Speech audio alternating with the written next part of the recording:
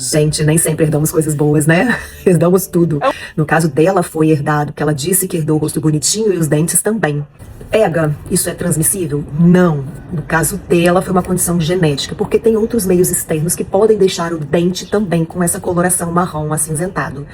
Mas no caso dela, que foi a genética, o nome disso é dentinogênese imperfeita. É uma má formação na segunda camada, na camada interna do dente. E isso, por muitas vezes, deixa o dente um pouco mais fraco, mais fragilizado, o que é ruim, um dente mais poroso, mais suscetível à cárie, né? E até mesmo a tratamentos como clareamento. Mas se ela não tiver essas porosidades, for um dente com estrutural bom, dá para tentar um clareamento de forma modificada. Ou, se não surtir efeito, entrarmos com as nossas facetas em resinas, ou em cerâmicas que seja, né? Mas precisa de ser feito alguma coisa ali para tampar aquela coloração carregada ali do marrom.